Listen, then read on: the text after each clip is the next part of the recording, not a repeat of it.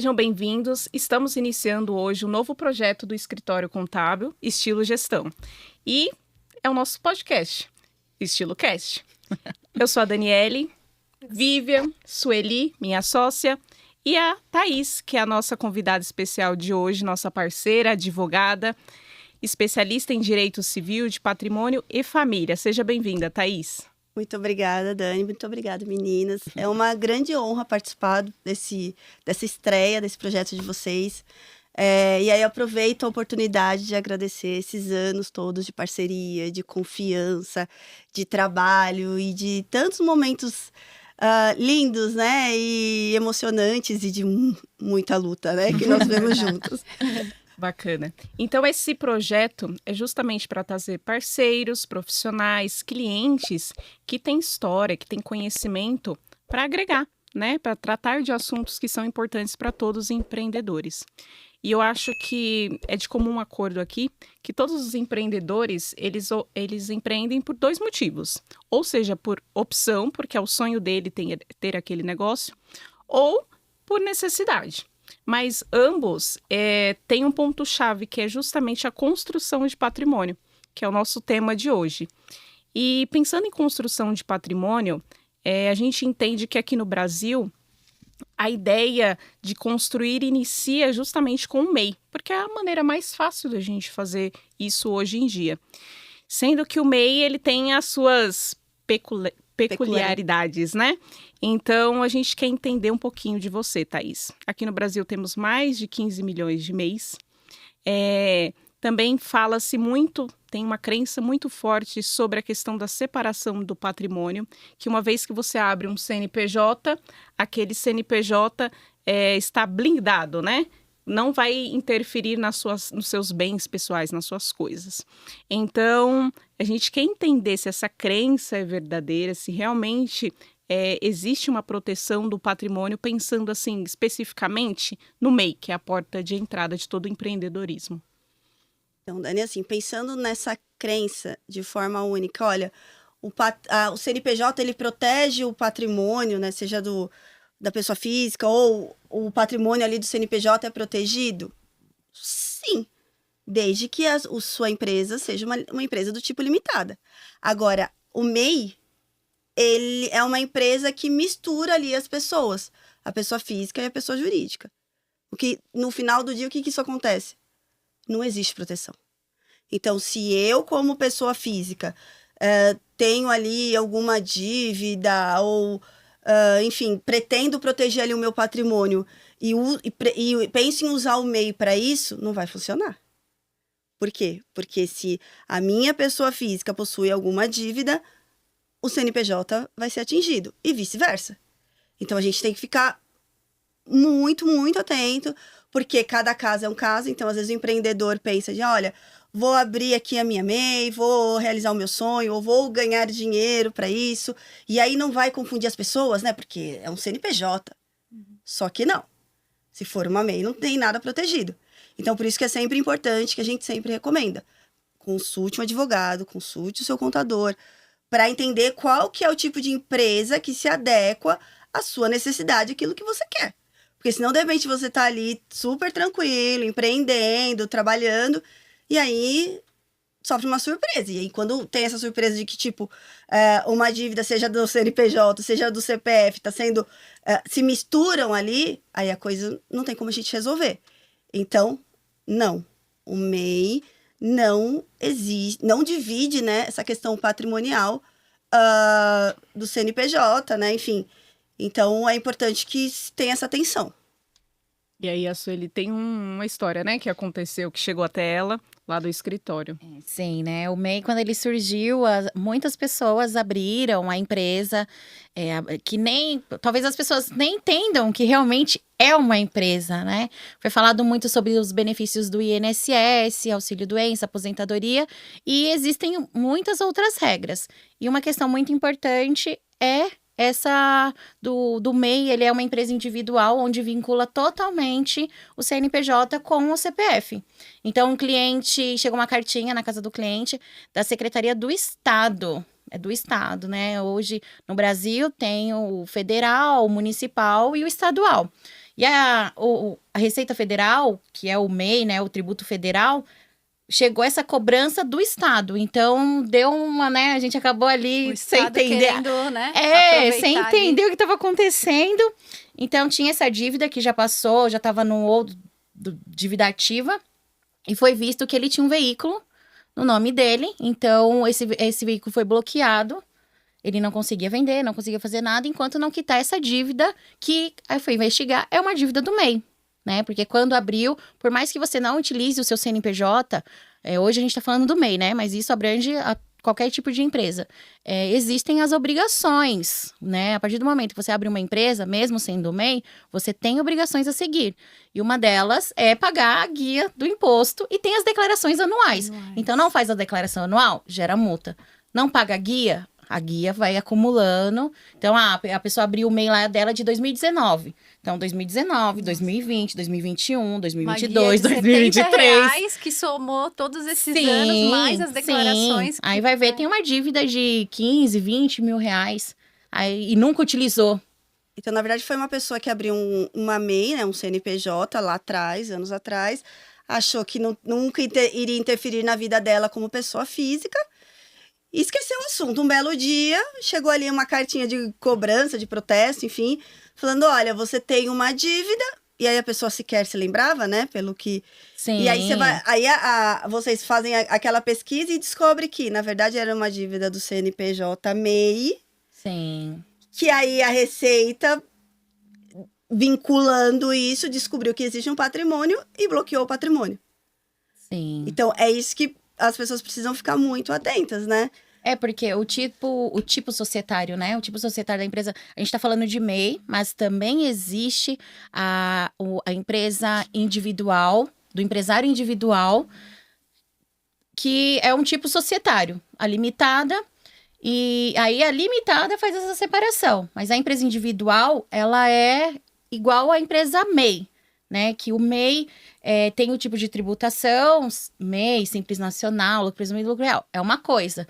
E tem o tipo societário, que também, quando a empresa acaba desenquadrando do MEI, muitas pessoas continuam a empresa daquele jeito e não faz alteração contratual, que é onde a gente vai ver onde se encaixa melhor, né? Então, a gente indica o nosso escritório, a gente muda para limitada, que hoje é possível ter uma empresa limitada de um único sócio, coisa que antigamente não existia. E aí sim tem essa separação. Sim. Na verdade, por isso que é a importância do planejamento. Então, eu tenho uma pergunta-chave para todos os meus atendimentos, né? Eu falo para o cliente, tá, o que você quer?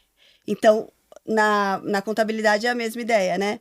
Então, se o cliente fala assim, vocês perguntam, o que você quer? Então, ele fala, olha, eu quero uma MEI porque eu quero proteger o patrimônio. Não vai proteger. Então, não é o tipo de empresa adequado. Eu quero uma MEI porque eu sou pequeno, não estou começando, quero ter pouco custo, né? Vou faturar menos. Então, beleza, não tenho patrimônio, não existe ali um pensamento de proteção.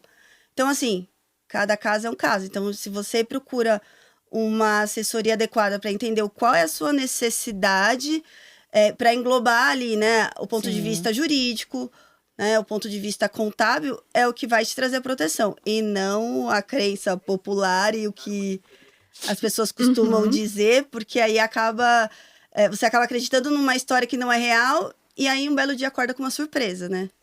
Sim, essa conversa é extremamente importante, né?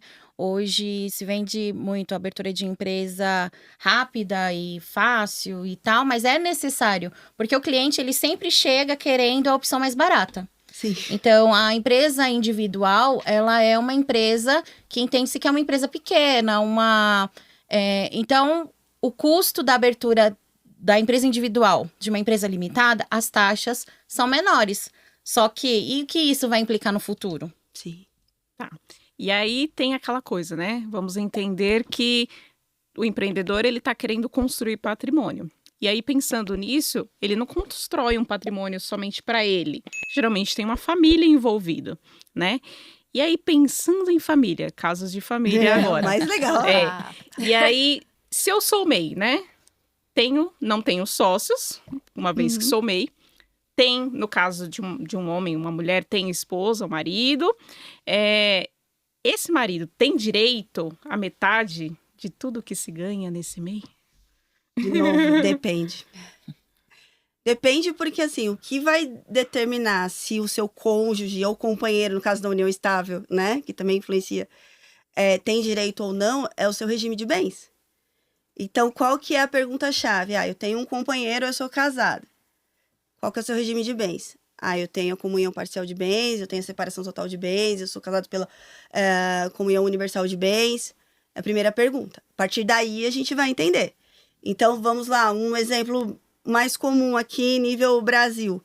Sou casado, comunhão parcial de bens, que é aquele normal, que você chega no cartório e fala, eu quero casar, Já não é precisa de padrão, mais né? nada, né? É o prioritário. E aí, casou, tal, dali um tempo, vou abrir aqui minha empresa, tive uma ideia sensacional, Genial. meu sonho, vou abrir a empresa.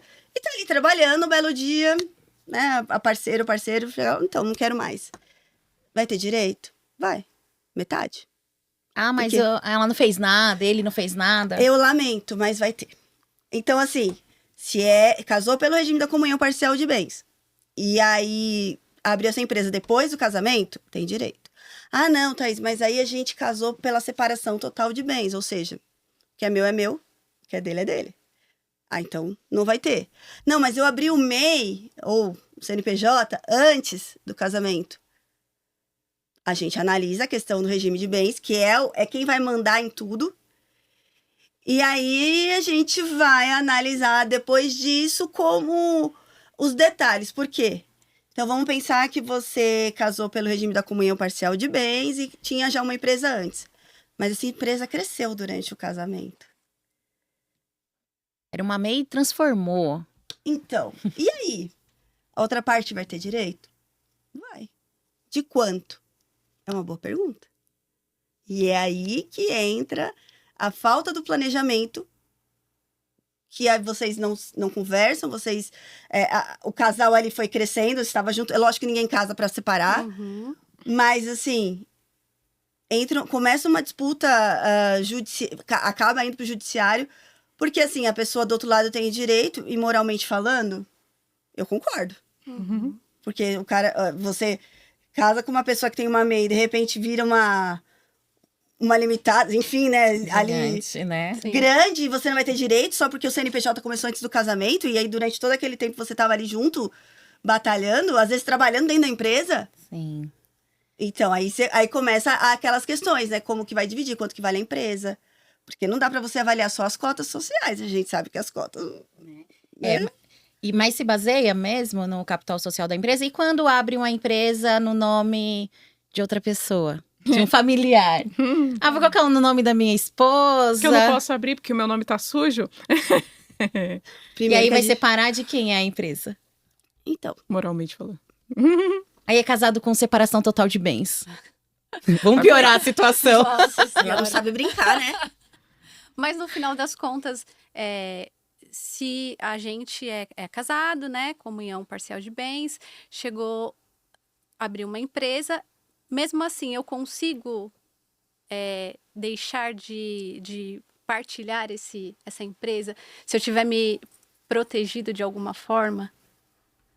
Depende ali do que você... Na hora do contrato eu consigo fazer alguma coisa? Deixar de partilhar, se essa empresa foi constituída depois do casamento pelo regime da comunhão parcial de bens, não. Não.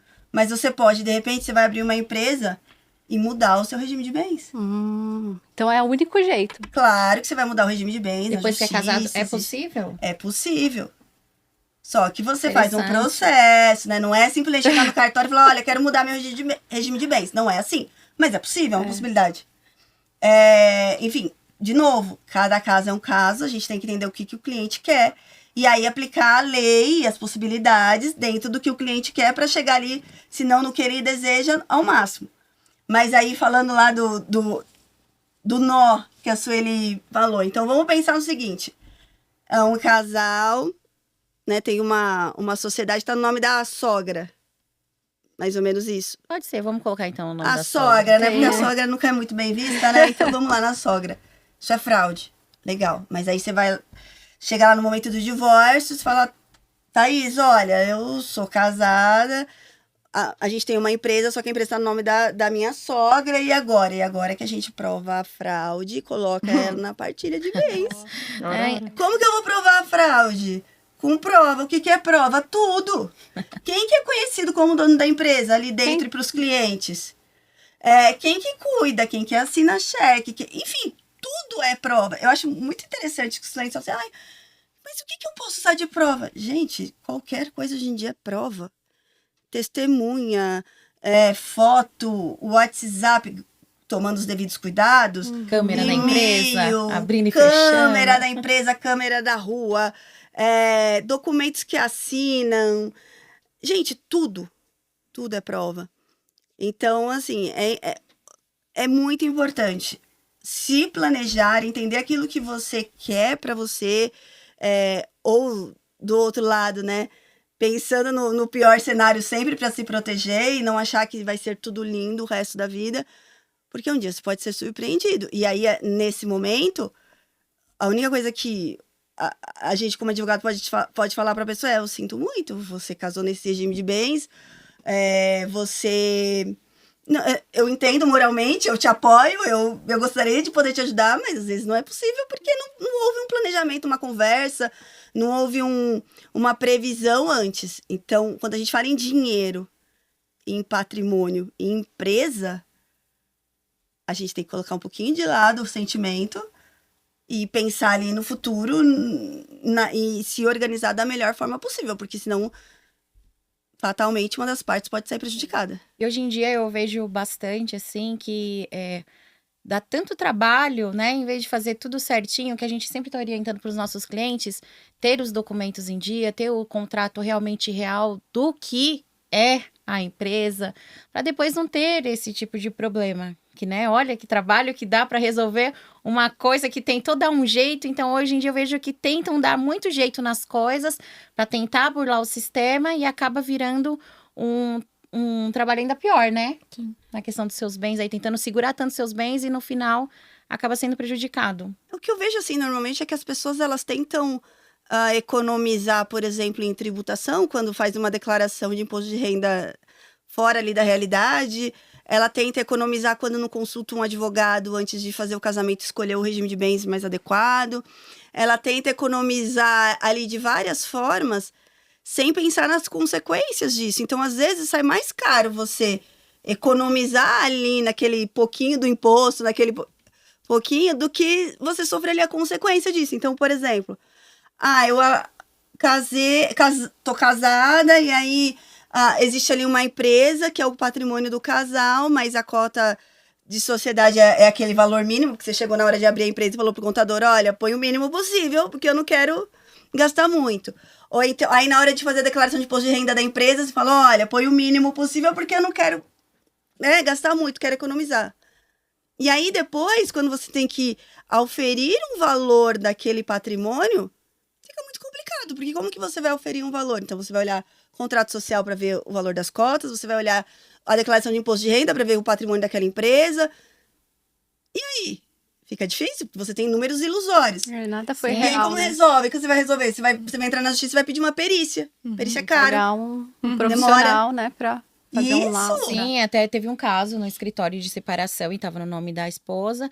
E aí, mas ela não tem dinheiro, nunca trabalhou, não fez nada. Falei, o mínimo, vou passar pra advogada, mas no mínimo ela tem direito ao capital social. Então, se a empresa tá falando que o capital social é de 100 mil reais, no mínimo ela tem 100 mil reais.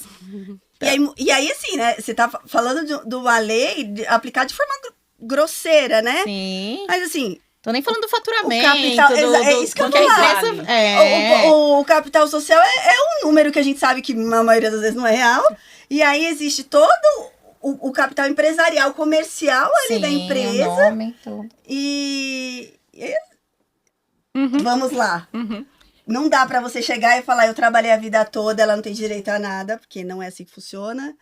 Não dá também pra a pessoa que tá ali dentro de casa, cuidando da vida doméstica, vamos pensar assim, da vida familiar, melhor. Sim. E aí o homem ou a mulher, né, vai ali, cuida da empresa. E aí chega no momento de separação, fala, então eu que trabalhei, ela nunca trabalhou, não quero dar nada. Não Uhum. existe. E você ali que, de repente, fica com medo de, não de ficar sem nada, tem que pensar que você pode sim ficar sujeito a isso, a ficar sem nada. Dependendo de muitas coisas. Então, tem que pensar.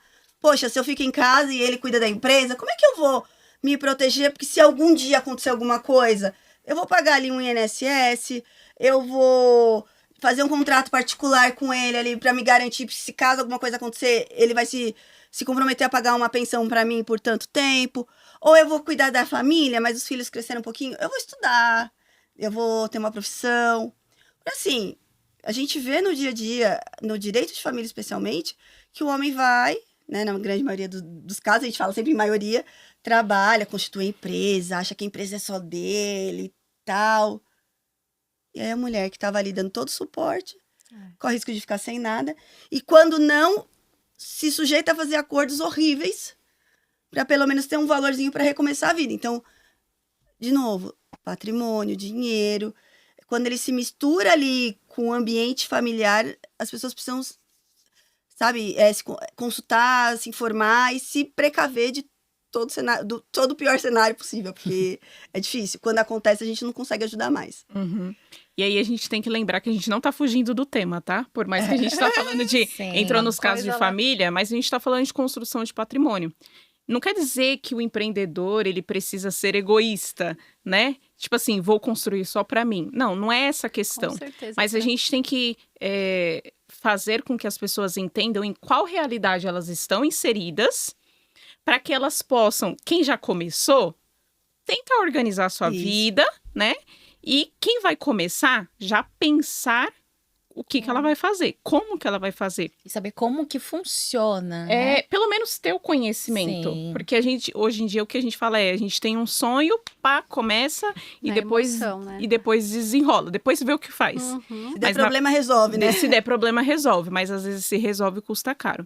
Mas, Thaís, fala pra gente, num cenário assim, qual seria o maior erro jurídico, pensando hoje que a gente tem muitos casais que começam a empreender juntos, mas não tem nenhum acordo, não tem... Qual que é o maior erro jurídico que eles estão cometendo, assim, pensando que vamos juntos, vamos desbravar o Ou mundo, até vamos mesmo conquistar? Sociedade entraria? Sociedade. Que nem, né, nós somos. Qual conselho pra nós? Nossa sociedade aqui. Eu vou dar o meu conselho-chave que eu dou pra vocês sempre no off e no público, é isso. Então tá. Que, assim, de novo, cada caso é um caso, mas eu acho que tem um cuidado especial que vai ajudar muito, né? Que vai ajudar vocês e ajuda muitas pessoas. É fazer um contrato particular. Então, vou usar vocês de exemplo. Então, vocês são sócias de uma empresa em plena ascensão. E aí, existem questões externas que influenciam na questão societária de vocês e questões internas. Então, quais são as questões externas? De repente, quando abriu a empresa, uma era casada, outra era solteira, outra... mas aí... então, eu casei no regime da comunhão parcial de bens, depois abri a sociedade. Isso influencia depois. Isso questão externa, por exemplo. Agora, questão interna. Tá, na hora de... Gente, vamos abrir uma empresa, realizar o nosso sonho, é muito lindo. E o dia a dia? E aí? E ali, no momento do problema, no momento que tudo vai acontecendo, começa a ganhar dinheiro. Porque assim, gente, colocou dinheiro na conversa, qualquer pessoa, a situação muda. Então, assim, é Uma importante. coisa é quando não tem dinheiro. Quando não tem dinheiro, todo mundo é amigo. Aí outra coisa... quando informa... Tá todo mundo no mesmo bar. Quando fala em dinheiro, o outro não trabalha direito, o outro não trabalha tanto, o outro não era tão legal, o outro é feio, o outro é bonito. Falou em dinheiro, as coisas mudam. Então, assim, esse contrato, ele existe para proteger essas relações. Então, você faz ali um contrato da sociedade. Então, vocês meninas, por exemplo. Olha, então a gente vai combinar que vai ser a retirada de X, que cada uma tem essa função, né, específica. Já dei sugestões, por exemplo, de... Olha, então vai dedicar tantas horas por dia, cada sócio. Se um separar, o que vai acontecer? O que ele tem que resolver com o cônjuge dele, com o companheiro dele, para não influenciar a empresa? Ou no caso de óbito. Enfim, toda a rotina ali de vocês. Peso de voto. Então, vocês são 3, por exemplo. Então pode definir que uma de vocês tem um peso de voto numa decisão maior. Por quê? Para não dar problema. Ou então fala assim, olha, nada vai ser comprado se todo mundo não der o aceite, por exemplo. Então, assim, tudo aquilo que os sócios combinam de forma informal, digamos assim, numa conversa de jantar, numa conversa de WhatsApp, colocar isso no contrato, porque esse contrato vai virar lei entre vocês e vai regir, né, as situações dali para frente. Ai, Thaís, mas como é que eu vou prever? Não vai prever tudo. A gente tenta prever ali o máximo de situações possíveis para tentar diminuir ali qualquer problema. Ah, mas vale o mesmo para casal? Vale. Então, ó, vamos abrir uma empresa. Amor da minha vida, lindo. Estamos todos nos amando agora, legal. Então, mas olha só, a gente vai colocar aqui na empresa que eu sou responsável por isso, você por aquilo, que a minha retirada é isso e aquilo, que se a gente se divorciar, o cálculo do valor da empresa vai ser dessa tal forma, ou vai contratar uma perícia, ou vai verificar ali uma somatória, uma média de faturamento, enfim. Bacana. Se pode combinar o que vai fazer logo no começo, para se um dia precisar, tá previsto. É a mesma coisa no casamento, né? Só aproveitando ali o gancho, porque a gente fala no planejamento matrimonial. Você pode, antes de casar, procurar um advogado e falar assim, então, olha, a gente vai casar. A gente queria entender qual que é o melhor regime de bens, a nossa realidade financeira é essa, a nossa ideia de vida é essa. E aí? Então, aí você faz um contrato com seu companheiro, inclusive colocando obrigações domésticas. Legal. Legal. Por que não? Boa. E aí coloca as obrigações domésticas, mas coloca assim, olha, eu vou ser dona de casa, então se a gente se divorciar, ele vai me pagar uma pensão por tanto tempo. Enfim, todo ali o combinado de vocês fica no contrato. E não é só famoso que faz isso, qualquer pessoa pode fazer isso. E é tão importante, né? Vários casos aí de óbito, e aí uma confusão familiar. Aí, que o bicho fica aqui, né? O bicho pega depois do falecimento, os herdeiros, uma briga. Então, deixando tudo organizado. E a gente pensa, tá falando em óbito, mas, porém, pode ter uma separação, pode cada um querer seguir um caminho diferente. Então, como isso é extremamente importante. Pensa num óbito quando, hoje em dia, uma pessoa está no segundo, terceiro casamento, é muito normal. Então, pensa num casamento que o homem ou a mulher já tem um ou 2 filhos de outro casamento, traz um patrimônio, e aí vem para esse novo casamento, e aí constrói outro patrimônio, Nossa. e aí no meio do caminho... Quem é Acumulando herdeiro? problema. Morreu? E aí tá Deus. tudo nessa salada de frutas. Porque aí o herdeiro do primeiro, né, do primeiro relacionamento, ele tem direitos iguais como os outros herdeiros, mas que não é a mesma mãe, que não é da mesma época, que não é do mesmo casamento, que vive outra realidade.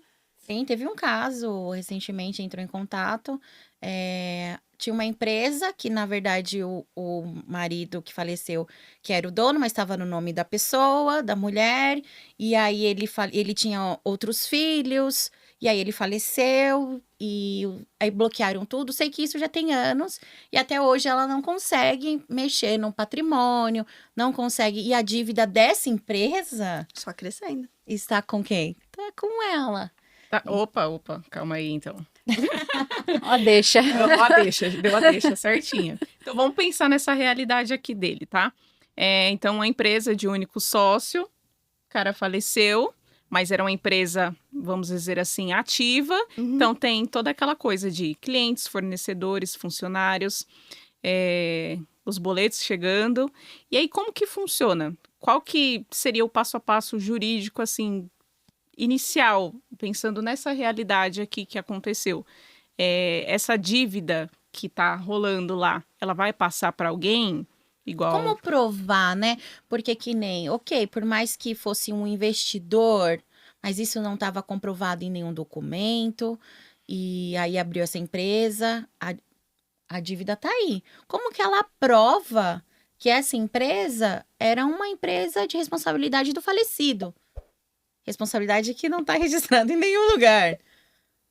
Então, Assim, nesse caso, a gente está falando em provar uma situação, de forma hipoteticamente falando, talvez nem seja possível provar, mas pode ser que ela prove com documentos, ela prove ali com testemunhas e tal. Mas o que a gente tem que pensar, né, um ponto-chave é que, assim, Então, existe uma empresa, então o sócio faleceu. Qual é o primeiro passo a ver? Como é que tá o contrato social, aquele que faz a contabilidade, primeiro esse. Como é que tá ali resolvido no caso do óbito de um sócio? Por quê? Porque você pode já colocar nesse contrato que, olha, se um dos sócios vier a óbito, vai extinguir ali a sociedade, ou vai... Enfim, você pode determinar ali o que vai acontecer. Ou não está determinado nada. Então, o que vai acontecer? Os herdeiros, eles entram ali na substituição como sócios. E aí, se você for precavido, né, tiver ali um contrato particular de sociedade, também pode estar determinado o que vai acontecer. Mas vamos pensar que não tem nada, e o contrato social é o contrato padrão que diz como que vem no contrato social normal. Tem até uma cláusula sobre morte, mas fala disso, que a empresa ela pode ficar pros herdeiros se quiser, e se não quiser pode vender essa parte que era do falecido. Ela traz uma aplicação básica da lei. Beleza, olha, eu tenho um patrimônio, eu tenho uma empresa, então meu patrimônio vai para os meus herdeiros. É isso. Tá, mas aí faleci, em tese bloqueia tudo, porque eu sou sócio. Então, assim, a gente tem que entender como é que tá, ver como é que a empresa vai rodar, tentar proteger a empresa para rodar, porque pode gerar uma briga, como nesse caso, familiar, e vai influenciar. Diretamente. Anos e anos. Isso quebra a empresa. Isso derruba a empresa. E aí vamos pensar um pouquinho lá pra frente. Vamos pensar que houve ali a questão judicial, foi resolvido e no final do dia a empresa deixou uma dívida. Quem paga a dívida? E aí, quem paga a dívida? Tem vários casos. Meu Deus, quem será? Olha, basicamente, regra geral, ninguém herda a dívida. Tem uma situação? Posso? Já tô cheia de situação aqui, né? Teve um caso aqui na região do ABC, né? Tem as montadoras, tal. E aí, a pessoa trabalhava numa dessas empresas e nunca quis pagar imposto de renda. E aí, foi gerando, né? Foi gerando imposto de renda a pagar todos os anos. Quando faleceu, tinha um montante lá de, sei lá, uns 50 mil reais de débito com a Receita Federal. Só que foi visto isso depois do inventário. Já tinha feito a partilha dos bens. E essa dívida fui verificar, foi na Receita Federal e tal. E aí, essa dívida foi diretamente para o CPF do inventariante. Caramba. Só que já dividiu os bens. O que acontece? Porque aí a dívida ficou para aquele inventariante, no CPF deste inventariante. Não dividiu para todo mundo. E os outros? É porque, na verdade, o inventariante que tem que falar para os outros, olha, é porque... Por que você... Primeira coisa, vamos lá do começo. Por que existe o inventariante? Para alguém representar aquele patrimônio todo. Senão, imagina, são 10 herdeiros, todo mundo vai falar, não dá. Então, existe um inventariante que é o responsável pela administração ali do patrimônio. Por que atingiu ele? Porque é ele que fica registrado ali em escritura ou no processo judicial, que é o inventariante, o responsável por aquilo. Por isso que a Receita atingiu ele. Mas ele tem que pagar tudo? É claro que não. A obrigação dele é igual, né, em termos de pagamento, igual aos outros herdeiros. Mas como assim? Eu herdei uma dívida do meu pai, da minha mãe, que eu não sabia nem que existia? Pera, não.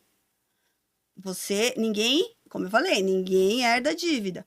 Porém, você fica obrigado a fazer o pagamento dessa dívida até o limite do patrimônio que você herdou. Então, vamos pensar no seguinte nesse caso. Vamos pensar que eram 2 herdeiros, eles receberam ali um patrimônio de 100 mil reais, fez o inventário bonitinho, todo mundo tá ali com seus 50 mil reais.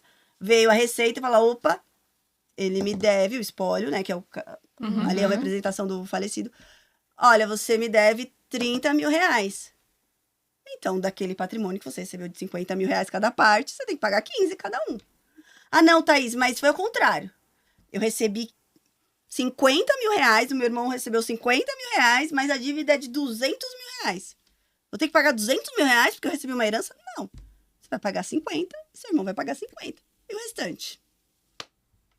Lamento. Lamento, Receita Federal. Só lamento, não tem o que fazer. Você não pode pagar uma dívida de outra pessoa. Mas precisa ficar atento. Por isso que quando a gente faz inventário, a gente tira aquele monte de certidão, né? Que é pra ter certeza. Pra ver se tem. Pode surgir depois? É claro que pode. Por isso que depois vem ali alguém atrás, né? Uma instituição, enfim, um credor atrás do inventariante e fala assim, opa, Opa, você eu esqueceu tenho de crédito. mim. Ou então fala assim, olha, eu não recebi nada de herança, eu tenho que pagar? Não, você não recebeu nada. Uhum. Então, assim, não precisa se preocupar tanto, mas se recebeu herança e tiver alguma dívida perdida, tem que ficar atento. Entendi. E se a É. pessoa já tiver gastado o dinheiro da herança? Paciência. No CPF dessa pessoa tava lá, enquanto É. ele não Não prestar regularizar contas, isso, aham. vai ficar no CPF dele. Caramba. Ele tem que procurar o outro dele e falar, olha, a gente tem essa dívida para pagar, metade é minha, metade é sua, dentro da divisão do Entendi. patrimônio. Ai, não quero pagar, tá no seu nome, você que se vira. Sim. Aí você entra na justiça e fala, olha, eu tenho obrigação no limite do que eu recebi de herança, a outra parte é do meu irmão que não quer pagar, e aí você discute judicialmente. Simples assim. E falando de patrimônio, também aí entra um pouquinho na declaração de imposto de renda. Existe uma visão, assim, das pessoas, né? Que esconder o patrimônio da declaração de imposto de renda. Esconder, né? Ainda mais hoje em dia. Não dá pra esconder nada de Ai, ninguém. meu Deus. Porém, sim, então talvez nesse caso facilitaria, né, na questão de saber realmente os bens, fazer a sua declaração de imposto de renda certinho, talvez facilitaria os herdeiros também, né? Olha, eu vou dizer que fazer a declaração de imposto de renda de forma correta e honesta e justa facilita a vida dos herdeiros na ocasião da morte, porque assim, tem muitas famílias que assim, não sabem o que o pai e a mãe têm. Então é normal chegar no escritório e falar assim, olha, meu pai faleceu, sinto muito, mas qual o patrimônio? Não sei, eu sei que tinha casa que ele morava, tem uma casa na praia, mas eu não sei exatamente como é que tá, e eu acho que ele tinha um dinheiro guardado. E o que você faz? E aí? Aí você primeiro pergunta, você consegue acessar o imposto de renda dele? Ai, não consigo. Você entra na justiça e quebra todos os sigilos na justiça e pega essas informações, tá joia? Agora você precisa passar por tudo isso? Se você conseguiu o acesso, né? Porque penso eu que hoje em dia você tem ali o arquivo digital, né? Eu tenho, pelo menos, o meu arquivo digital ali da minha declaração. Ou, se for uma pessoa mais antiga, tem impressa. É uma declaração correta. Então, ele vai pegar a última declaração, vai dizer, olha, Thaís, tô aqui com a declaração do meu pai. Ele tinha o carro, a casa, tantos reais guardado na conta. Tá ótimo. E é importantíssimo fazer a declaração de espólio, tá, gente? Sim, terminou o fica a inventário, faz a declaração do espólio. Por quê? E outra, a sua declaração correta, porque de um ano Você pro recebeu. do Vai outro, seu passar, né? patrimônio aumentou. Sim, é que tem, né? Agora tá tendo a reforma tributária, ainda tá mexendo em muita questão. Mas a questão do patrimônio, o imposto já foi pago lá atrás, quando você adquiriu o imóvel, quando você adquiriu o veículo. Informar na sua declaração de imposto de renda não vai fazer você pagar mais imposto por conta disso. As pessoas têm medo, Então, né? Em dinheiro investido, você já pagou os impostos lá. Então, calma, gente, né? Não esconda essas Até informações. porque depois, se você precisar de uma linha de crédito, por exemplo, se você não faz a declaração correta, você não consegue a linha de crédito. Aí você vai lá, então, mas eu ganho 100 mil reais, como aconteceu uma vez. Onde tá isso? Ixi, isso é assunto assim, ó. Ganho 100 mil dia reais por inteiro. mês. Tá, mas como é que tá a sua declaração de imposto de renda? Não, mas eu declaro 10. Mas ó, aí o cliente vai te responder que tem contador que faz. Aí- Vai. Aí o que você responde? Então vai lá, faz o seu contador. Vai ter que ir com o contador. Mas assim, continuando na parte de construção de patrimônio, a gente sabe que muitos empreendedores começam literalmente, a maioria, do nada. Dificilmente tem aquele cara que já injeta um valor muito grande naquele negócio e já começa, sei lá, com uma franquia, que já tem um nome consolidado. Mas pensando naquele que começou pequeno e conseguiu crescer ao longo do tempo. Existe essa questão da marca, né? Que ele constrói. A marca, ela tem o seu valor patrimonial, né? É tanto por a questão que você falou assim, vou vender, mas quanto vale essa empresa, né? Às vezes é a marca que foi consolidada, a marca vale mais propriamente dito do que o próprio negócio em si, pensando assim, a grosso modo, né? Então, você tem alguma história para contar de alguém que tinha uma marca, que tinha um nome já de uma empresa consolidada e, de repente, aquilo desmoronou? Na verdade, assim, as histórias mais importantes, né, nesse sentido, são as histórias de quem tenta registrar a marca.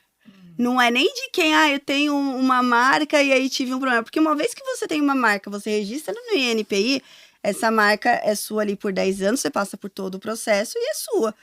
Se você descobrir que alguém no mesmo ramo está usando o mesmo nome que você, notifique e fala, olha, amigo, essa marca é minha, tá aqui o meu registro no INPI, para de usar. A pessoa tem que parar de usar. Depois você pode, de repente, negociar, vender a marca para essa pessoa, aí, enfim, N fatores. Mas o grande problema hoje, que eu tenho visto, é com relação às empresas que vendem esse serviço. Porque, assim, qualquer pessoa pode entrar no site do INPI, através ali do eGov, faz o cadastro.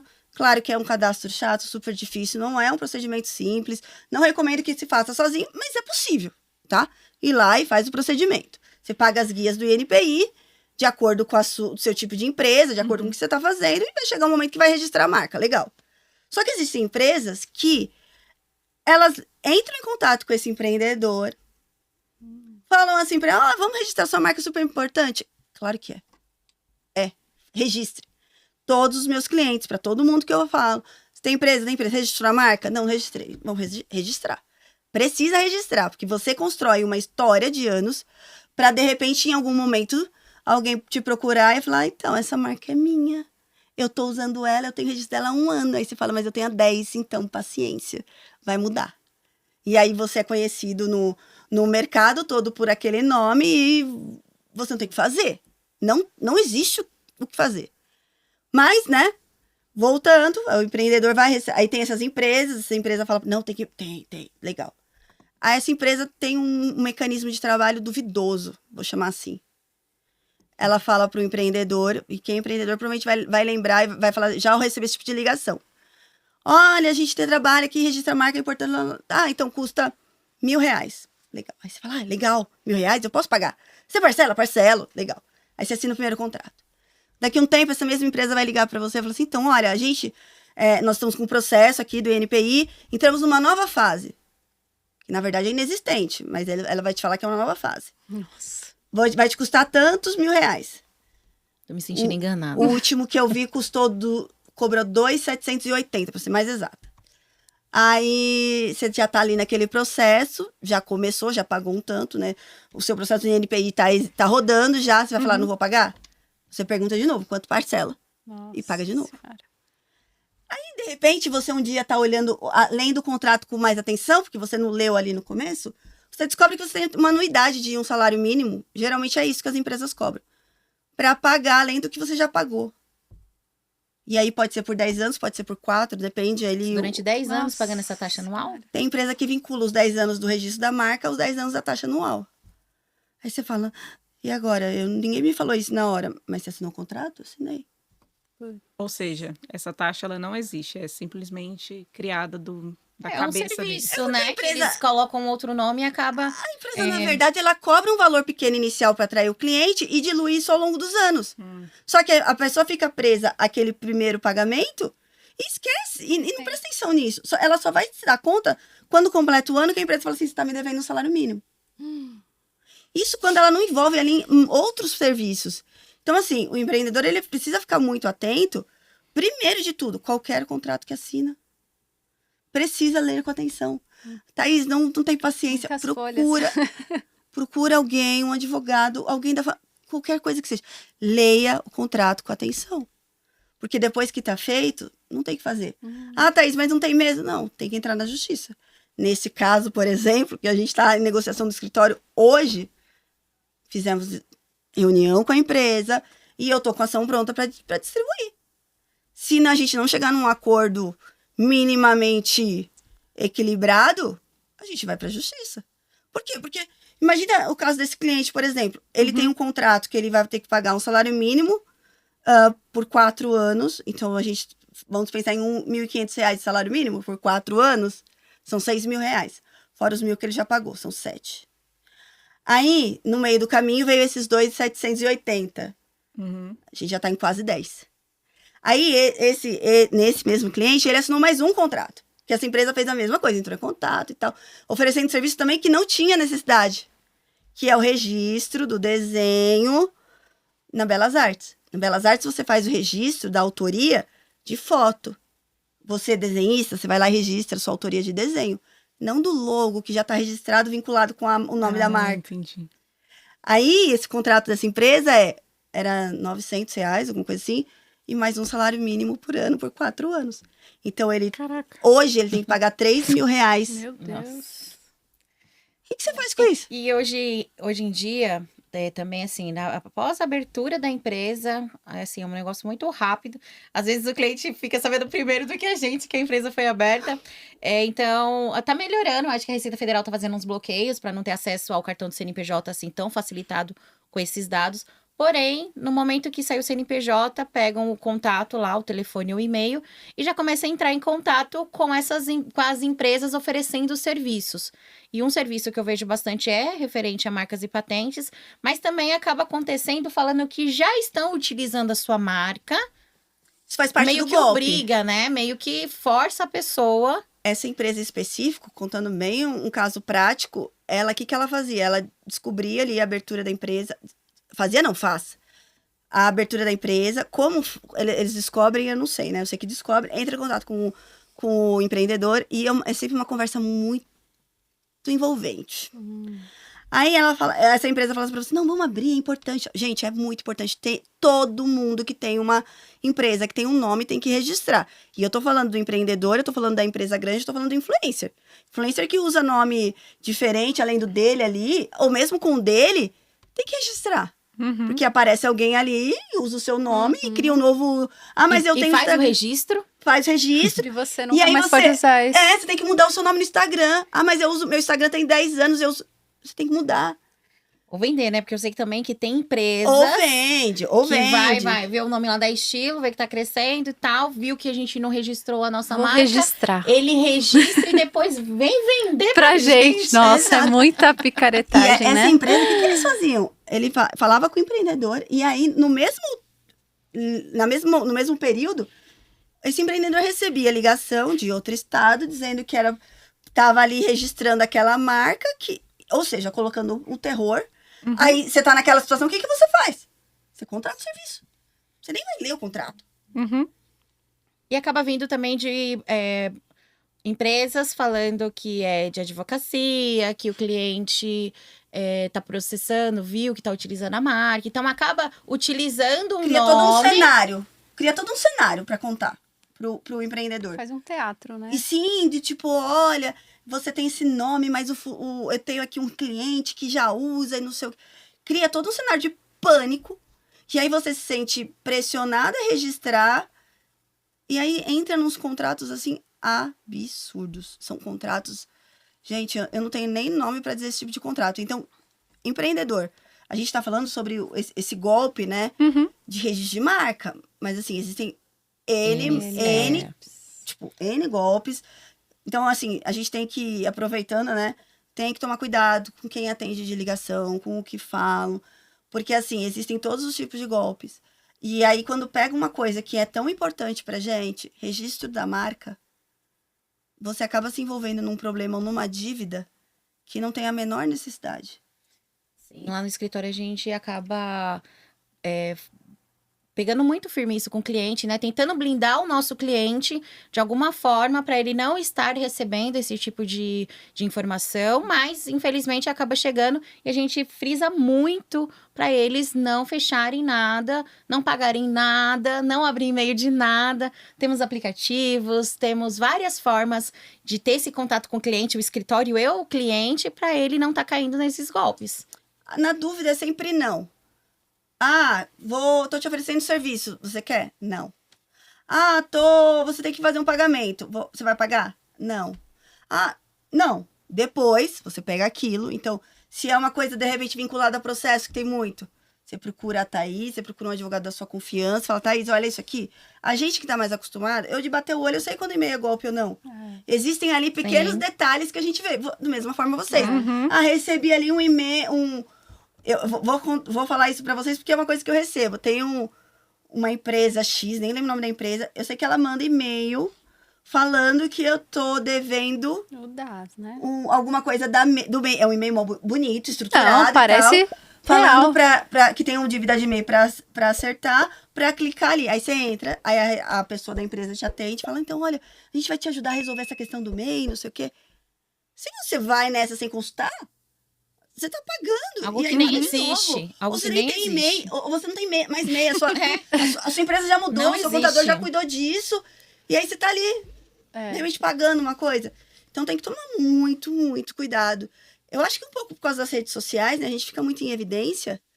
Nossos contatos. Nossa, e o golpe do advogado? Eu faço boletim de ocorrência uma vez por semana. Sem brincadeira.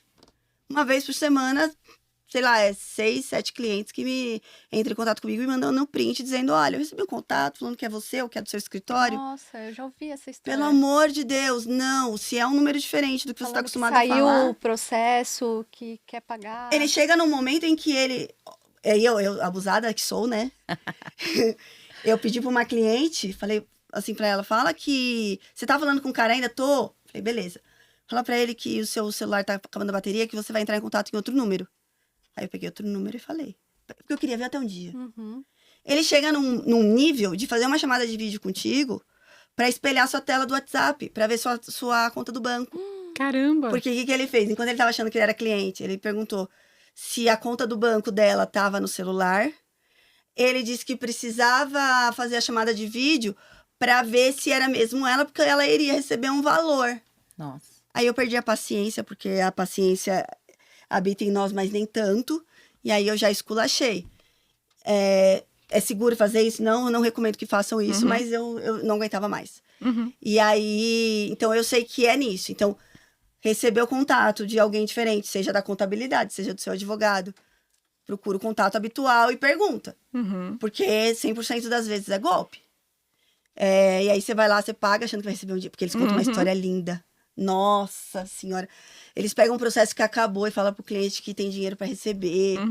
Aí você pega no momento que tá desprevenido, que tá passando aperto, ou que você não tá prestando atenção direito no que você tá fazendo, você cai. Porque assim, eles usam a foto do meu WhatsApp. No meu, por exemplo, eu vi. Os caras usaram a minha foto do WhatsApp, a minha frase que tá ali há anos. Eles O deixam cliente falou, Thaís, eu conferi, era a mesma frase que você usa.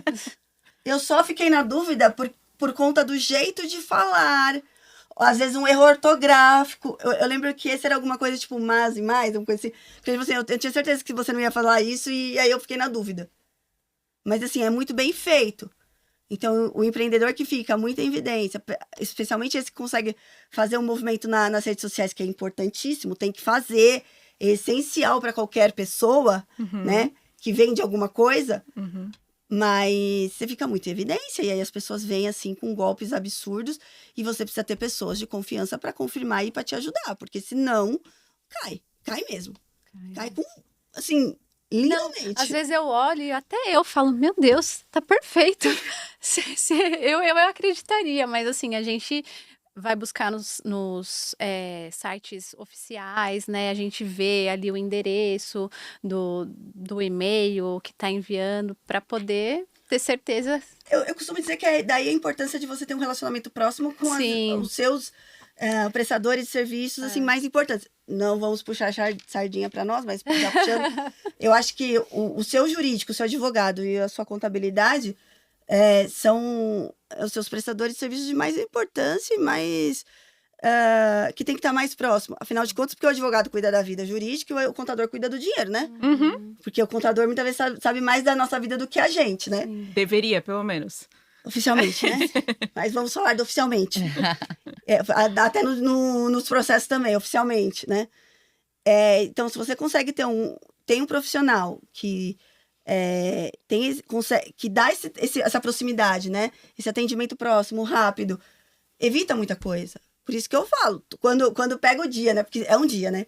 Que aí começo a receber mensagem de cliente perguntando, eu já costumo responder rápido. Aí, na hora. Por quê? Porque eles são todos acostumados a isso. Acostumados a falar comigo, acostumados com o jeito que fala, acostumados que a resposta é rápida. É um diferencial, assim como vocês. Hoje em dia, com certeza. Eu, como cliente de vocês, eu sei que eu vou mandar uma mensagem, alguém vai me responder logo. Se eu tiver na dúvida, alguém vai me responder. Não vai dar tempo. Né? Eu acho que isso é um diferencial, é uma coisa que eu gosto, que eu Eu dou isso pro né? meu cliente e uma coisa que eu valorizo muito. Porque eu não gosto de falar com robô. E aí, se eu valorizo muito isso, então eu procuro dar muito isso pro meu cliente. Parece muito óbvio, né? A gente fala assim, ai, a gente gosta de um atendimento humanizado.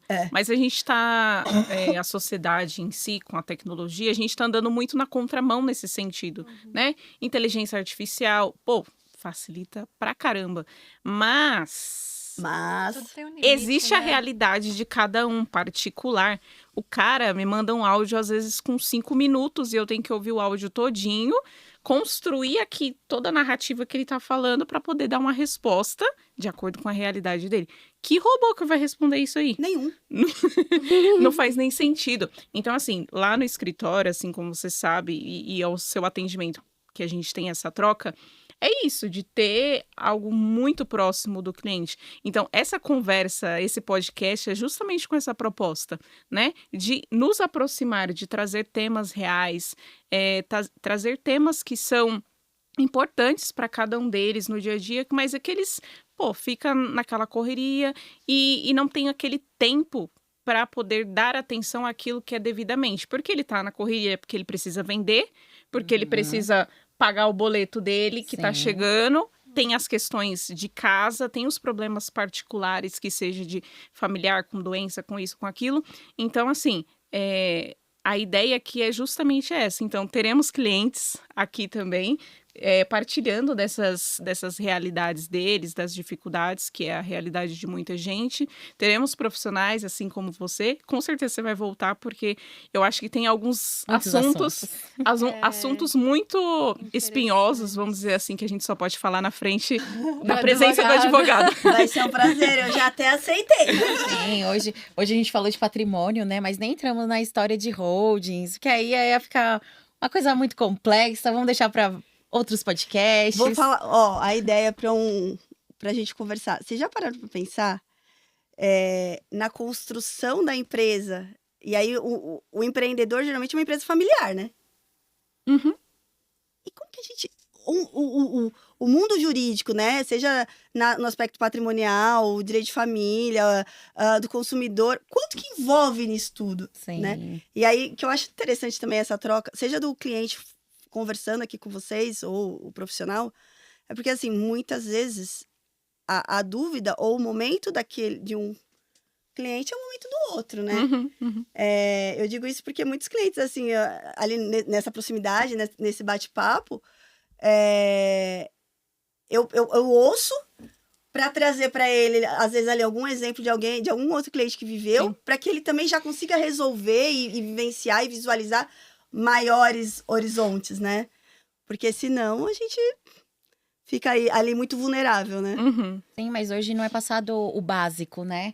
Hoje se fala muito em grandes operações, né? E o mínimo, o básico do empreendedor, dessa questão do patrimônio, que é isso, a gente tá falando do MEI. Hoje o assunto foi mais ou menos o microempreendedor, né? Não apenas o MEI, mas sim... Construir uma base boa, né? Sim, sólida estar desde o início. ciente, pelo menos do mínimo, de como funciona, para depois a gente chegar em outros assuntos de patrimônio familiar, hold empresarial. Até porque o mais simples, ele atinge o mais complexo. Então, às vezes, aquela pessoa que está ouvindo, que tem um outro tipo de empresa um pouco maior, né, um pouco mais complexa, ela já para pensar. Ou, por exemplo, a gente usou o exemplo do regime de bens. Então, às vezes, é uma empresa que já está num patamar maior, não sei qual é a classificação, né, contabilmente falando. Aí ela fala, peraí, eu sou casada no regime de comunhão parcial de bens. Putz, eu tenho direito. Ou então é separação total de bens, mas eu tenho uma empresa grande, eu trabalho com meu esposo. E aí, o que eu faço? Então, assim, para chamar atenção minimamente e procurar ali se precaver, não vou falar se defender, mas se precaver, porque a gente não sabe o dia de amanhã, a gente não sabe de uma situação, no caso do direito, de uma separação, de um óbito, no caso de vocês, de uma cobrança, de um imposto que você não está esperando, ou de uma situação ali que você, de repente, é pego de surpresa e é ruim, né? É complicado. Bom, chegamos ao fim. Já. Pois é, passou rápido. Então, a gente quer agradecer a sua presença para iniciar esse projeto conosco. Não poderia ser outra pessoa, né? Sim, então, nossa a gente parceira. agradece muito. Espero que retorne mais vezes. E agradeço também as meninas, a nossa sociedade, né? A nossa parceria. Já estamos aí há 3 anos, pouco mais, né? E é muito bom a gente desfrutar desse momento e dar mais esse passo, né? Da nossa caminhada. Acredito que vai agregar muito pra gente, porque a gente também troca experiências, né? Sim. Conhecimento, mas para os outros também. Então, a gente quer agradecer a todos vocês que acompanharam, né? Peçam temas, né? Podem sugerir, já temos o próximo convidado definido, mas aceitamos sugestões também. Então, a gente agradece, siga o nosso canal, as nossas redes sociais, que devem aparecer aí, porque a gente já passou para o pessoal. E é isso. Até logo. Tchau. Tchau.